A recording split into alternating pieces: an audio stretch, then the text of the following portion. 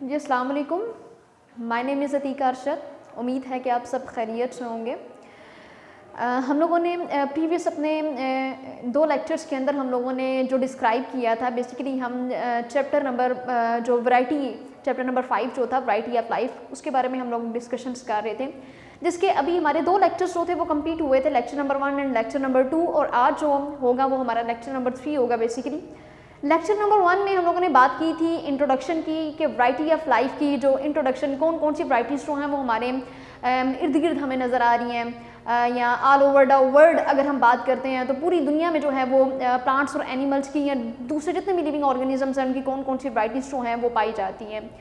उसके बाद हम लोगों ने ये बात की कि बाइनोमियल नोमेनक्लेचर, लाइक हमने सबसे पहले ये कहा कि नोमेनक्लेचर जो होता है वो सिस्टम होता है कि जिसमें हम नाम देते हैं, बेसिकली कि जो स्पीशीज़ होते हैं हम कन्फ्यूजन से बचने के लिए उनको नाम दे देते हैं। बाइनोमियल नोमेनक्लेचर जिसमें साइंटिफिक नेम हमने असाइन कर दिए थे, बेसिकली कि ऑनियन को लेकर के हम बात कर रहे थे जिसका साइंटिफिक नेम जो था वो एलियम सिपा था, जो कि पूरी वर्ल्ड में जो था वो जाना जा रहा था। सो इस तरह से फिर हम लोगों ने रूल्स के बारे में भी पढ़ा कि रूल्स जो होते हैं बेसिकली कि साइंटिफिक नेम अगर हमने रखने हैं तो उसके बेसिकली रूट्स के अकॉर्डिंगली कि वो जो साइंटिफिक नेम है वो 2 वर्ड्स के ऊपर जो था वो मुश्तमिल था, जिसमें एक को हमने जीनस का नाम दिया और दूसरा जो था वो हमारा बेसिकली स्पीशीज़ का नाम था। और उसमें जीनस के बारे में हमने पढ़ा कि उसको हमेशा हम कैपिटल लेटर में, जीनस का जो वर्ड है फर्स्ट जो उसका स्पेलिंग होगा वो बेसिकली कैपिटल लेटर में होगा, और जो स्पीशी होगा उसका जो फर्स्ट स्पेलिंग होगा वो बेसिकली आपने स्मॉल लेटर में लिखना है। यहाँ एक रूल में आपने ये चीज़ पढ़ी और ये मैंने आपके साथ शेयर की थी कि उसको या तो हम अंडरलाइन भी कर सकते हैं, लाइक कॉर्न की अगर क्लासिफिकेशन की मैं बात करूँ तो उसको, उसकी स्पीशीज़ की अगर मैं बात करूँ तो उसका जी मेज़ बेसिकली उसको हम अंडरलाइन भी कर सकते हैं। सो आज हम लोगों की जो डिस्कशन होनी है वो बेसिकली 2 किंगडम क्लासिफिकेशन सिस्टम के ऊपर होनी है।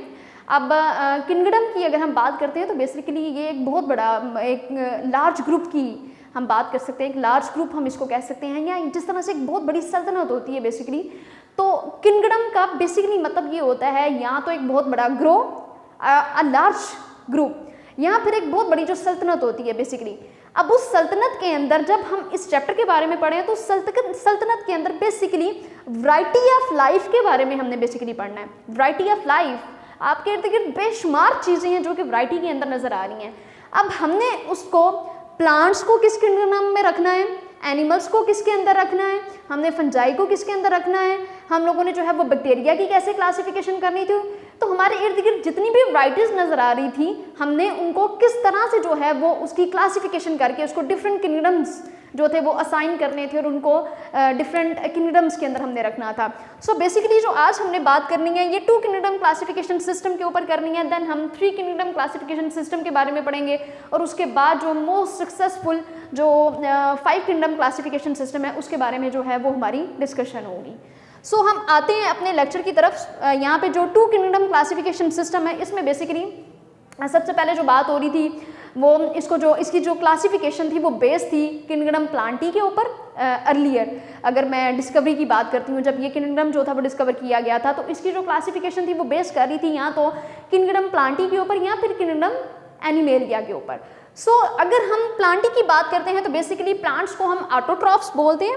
ये नज़र आ रहा है आपको जी, प्लांट्स को आप ऑटोट्रॉफ्स बोलते हैं, जो कि अपनी फूड जो होती है वो खुद प्रिपेयर करते हैं अपनी food from simple inorganic material, like वो कार्बन डाइऑक्साइड गैस या जो वाटर होता है उसको लाइट और क्लोरोफिल की मौजूदगी में अंडर सनलाइट फोटोसिंथेसिस का जब ये प्रोसेस इनके अंदर होता है तो कार्बन डाइऑक्साइड गैस और जो वाटर होता है वो in the presence of light और क्लोरोफिल की मौजूदगी में जो पौधा होता है वो अपने अंदर ग्लूकोज बना लेता है। बेसिकली पौधे ने अपनी खुराक तैयार करनी है तो बेसिकली जब वो सनलाइट को यूज़ करेगा और वो कार्बन डाइऑक्साइड गैस और वाटर की प्रेजेंस में और क्लोरोफिल को लेकर के जब वो काम करेगा तो उसकी पौधे की बॉडी के अंदर जो है वो ग्लूकोज बन जाएगी, और ऑक्सीजन जो होगी वो बाई प्रोडक्ट की फॉर्म में जो है वो रिमूव हो जाएगी। सो ये था कि किस तरह से जो है वो प्लांट अपनी फूड जो होती है वो खुद तैयार करते हैं। इसके लिए हम लोग इसको प्लांट्स को बेसिकली ऑटोट्रॉफ्स बोलते हैं। यहाँ पे अब आपको नजर आ रहा है kingdom animalia. Basically kingdom animalia जो होते हैं वो प्लांट्स की तरह ऑटोट्रॉफ्स तो नहीं होते। अगर हम एनिमल्स की बात करते हैं किंगडम एनिमेलिया के अंदर, अगर हम एनिमल्स की बात करें तो वो बिल्कुल भी ऑटोट्रॉफ्स नहीं होते। वो जिस तरह से पौधे सनलाइट की प्रेजेंस में अपनी खुराक खुद तैयार कर लेते हैं, इस तरह से जो एनिमल्स होते हैं बेसिकली वो हेटेरोट्रॉफ्स होते हैं, वो प्लांट की तरह अपनी खुराक खुद तैयार नहीं करते, वो डिपेंड करते हैं दूसरे लिविंग ऑर्गेनिजम्स के ऊपर अपनी खुराक के लिए, या फिर वो डीकम्पोजिंग जो मतलब वो प्रोसेस होता है डीकम्पोज करके वहाँ से जो है वो फूड को गेट करते हैं। बेसिकली हम किंगडम एनिमेलिया में एनिमल्स को जो है वो हम हेटेरोट्रॉफ्स बोलते हैं। अब उसके बाद यहाँ पे कुछ ऑब्जेक्शंस थी साइंटिस्ट को कि जो डिस्कवरीज हो रही थी, लाइक अगर हम 2 किंगडम क्लासिफिकेशन सिस्टम की बात करते हैं तो पहले 2 ही किंगडम बनाए गए थे जिसमें एनिमल्स थे या फिर प्लांट्स वाला किंगडम बनाया गया था। अब यहाँ पे हमने कुछ ऐसे लिविंग ऑर्गेनिजम्स की प्लेसमेंट इसके अंदर कर दी थी जो कि इस किंगडम के लिहाज से सूट नहीं थे कर रहे। जब उसके कैरेक्टर्स के बारे में स्टडी किया गया तो उनके अंदर फॉर एग्जांपल अगर हम किंगडम प्लांटी के अंदर ही उनको रख रहे थे तो उसके अंदर प्लांट वाले भी किंगडम थे, उसके अंदर एनिमल्स वाले भी थे, तो फिर वो कैसे सूट कर सकते थे किंगडम प्लांटी के अंदर। इसी तरह से कुछ ऐसे लिविंग ऑर्गेनिजम्स को रख दिया गया जो कि किंगडम एनिमेलिया के अंदर जो थे वो वहाँ पे रख दिए गए थे, लेकिन उनके अंदर भी इसी तरह से जो थे वो प्लांट वाले कैरेक्टर्स जो थे वो नजर आ रहे थे। तो साइंटिस्ट सोच में पड़ गए कि यहाँ पे बहुत प्रॉब्लम्स हैं, और फिर इसके ऊपर जो थी वो एक्सपेरिमेंट्स करके देखा गया कि इनके अंदर जो थे वो कैरेक्टर्स जो थे वो बिल्कुल एनिमेलिया वाले नहीं थे। अगर एनिमल्स के अंदर थे, एनिमल्स वाले कैरेक्टर्स जो थे वो पाए जा रहे थे तो उनके अंदर जो थे वो प्लांट वाले कैरेक्टर्स भी जो मौजूद थे। सो यहाँ पे कुछ जो थे वो साइंटिस्ट को ऑब्जेक्शंस जो थी वो स्टार्ट हो गई थी। लाइक बेसिकली अगर मैं एनिमेलिया की बात करती हूँ तो कुछ जो एनिमल्स होते हैं वो कार्निवोरस भी होते हैं, कुछ हर्बीवोर्स भी होते हैं, कुछ ओमनीवोर्स भी होते हैं, कुछ सेप्रोफाइट्स भी होते हैं, सेप्रोफाइटिक ऑर्गेनिजम्स होते हैं अगर एनिमल्स की मैं बात करती हूँ, और कुछ जो होते हैं वो फ्रूटीवोर्स होते हैं। अब ये डिफरेंट कैटेगरीज हैं एनिमल्स की। अगर किंगडम एनिमेलिया की मैं बात करती हूँ तो यहाँ पे कुछ प्रॉब्लम्स थी जिसकी वजह से जो है वो ऑब्जेक्शन स्टार्ट हो गए थे बेसिकली। अब ऑब्जेक्शंस में बैक्टीरिया और यूग्लिना को पकड़ के इस किंगडम में रख दिया गया था। लाइक बैक्टीरिया और यूग्लिना जो है बेसिकली जो यूग्लिना है वो यूनिसेलुलर ऑर्गेनिज्म है। अगर हम यूग्लिना की बात करते हैं तो वो बेसिकली यूनिसेलुलर ऑर्गेनिज्म है जिसके अंदर दोनों कैरेक्टर्स पाए जा रहे थे, प्लांट वाले भी और एनिमल्स वाले भी, दोनों कैरेक्टर्स थे।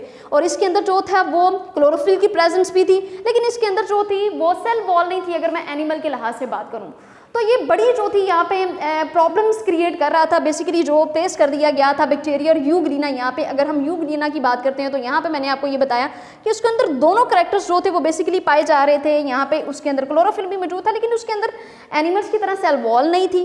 तो ये 2 कैरेक्टर्स की बिना पे जो थे वो ऑब्जेक्शन स्टार्ट हुए थे। अब यहाँ पे एक और ऑब्जेक्शन जो था वो जो साइंटिस्ट ने एक्सपेरिमेंट्स के थ्रू जो था वो देखा था वो ये था कि also ignore difference between prokaryotic and eukaryotic cells. अब ये जो किंगडम यहाँ पे जब 2 किंगडम क्लासिफिकेशन सिस्टम बेसिकली बनाया गया था तो इसमें जो एक ऑब्जेक्शन था, इसमें एक बड़ा ऑब्जेक्शन ये था कि बिल्कुल भी कोई डिफरेंस ही नहीं किया जा रहा प्रोकैरियोटिक सेल के अंदर या यूकैरियोटिक सेल के अंदर, बिल्कुल भी कोई डिफरेंस नहीं है। तो एक ये बहुत बड़ा जो था वो ऑब्जेक्शन था और साइंटिस्ट ने इसी एतराज़ात की बिना पर इस चीज़ का जो था वो फाइनलाइज इस चीज़ को किया कि ये किंगडम जो है ये सक्सेसफुल नहीं है, इसके लिए एक नया किंगडम जो है वो बनाना पड़ेगा। अब उसके लिए अब जो बैक्टीरिया जो था उसको बेसिकली प्लांटी के अंदर जो था वो यूकैरियोटिक सेल में, अब यहाँ पे जो मैंने बात बताई है कि प्रोकैरियोटिक सेल में यूकैरियोटिक सेल के अंदर बिल्कुल भी जो था वो डिफरेंस ही नहीं था। फंजाई को प्लांटी के अंदर रखा जा रहा था, बैक्टीरिया को भी प्लांटी के अंदर रखा जा रहा था, लेकिन कैरेक्टर्स की अगर हम बात करते हैं तो वो कैरेक्टर्स जो थे वो सिमिलर नहीं थे। अब जो थर्ड हमारा किंगडम क्लासिफिकेशन सिस्टम है, ये जो हमारा क्लासिफिकेशन का सिस्टम था जो कि 2 किंगडम क्लासिफिकेशन सिस्टम था वो इतना सक्सेसफुल नहीं था हुआ, जिसकी बिना पे एक थर्ड किंगडम क्लासिफिकेशन सिस्टम जो था वो बनाया गया। बेसिकली अगर हम 3 किंगडम क्लासिफिकेशन सिस्टम की बात करते हैं तो एक साइंटिस्ट है 1866 में बेसिकली एर्नस्ट हैकेल ने 1866 के अंदर यूग्लिना और बैक्टीरिया को एडजस्ट करना चाहा। उसने एक नया किंगडम बनाया जिसको हम 3 किंगडम क्लासिफिकेशन सिस्टम बोलते हैं। उसमें एर्नस्ट हैकेल ने 1866 में यूग्लिना जो कि प्रॉब्लम क्रिएट कर रहा था 2 किंगडम क्लासिफिकेशन सिस्टम के अंदर, जो ऑब्जेक्शंस थे, जो एतराज़ात आपने देखे, उसी एतराज़ात की बिना पर जो है इसने एडजस्ट करना चाहा यूग्लिना और बैक्टीरिया को। अब यहाँ पे भी जब इसको एडजस्ट उसने करना चाहा, यहाँ पे भी ऑब्जेक्शंस थे कुछ, लाइक हम देख लेते हैं जी वो कौन कौन से ऑब्जेक्शंस थे। अब बायोलॉजिस्ट जो थे वो डिसएग्री थे about the classification of fungi. उसने एडजस्ट तो करना चाहा यूग्लीना और बैक्टीरिया को, लेकिन अब बहुत से बायोलॉजिस्ट जो थे वो डिसएग्री थे about the classification of fungi, जिसमें अब फंजाई की जो है वो टाइप्स अगर हम देख लें तो ब्रेड मोल्ड, यीस्ट या मशरूम्स वगैरह, बहुत से बायोलॉजिस्ट फंजाई की अब क्लासिफिकेशन के लिहाज से जो थे वो डिसएग्री थे कि अब यहाँ पे जो है ये फंजाई को के लिए भी आपको ये जो है वो किंगडम बनाए ना, कि जिसमें किंगडम फंजाई के अंदर आप उसको जो है वो एडजस्ट कर सकें। अब यहाँ पे भी जो है प्रॉब्लम जो थी वो क्रिएट होगी। फंजाई जो है वो एक स्पेशल फॉर्म ऑफ हिट्रोट्रॉफ है, जो कि फंजाई जो होते हैं वो अपनी एनर्जी को अब्जॉर्ब करते हैं, वो अपनी बेसिकली एनर्जी जो है वो ऑब्टेन करते हैं by absorbing and decomposing food को या तो डीकम्पोज करके जो है वो अपनी एनर्जी वहाँ से ऑब्टेन करते हैं, या फिर वो एनर्जी अपनी ऑब्टेन करते हैं अब्जॉर्ब करके बेसिकली। अब यहाँ पे जो है वो no differentiation between prokaryotes and eukaryotes, यहाँ पे भी ऐसा ही था कुछ।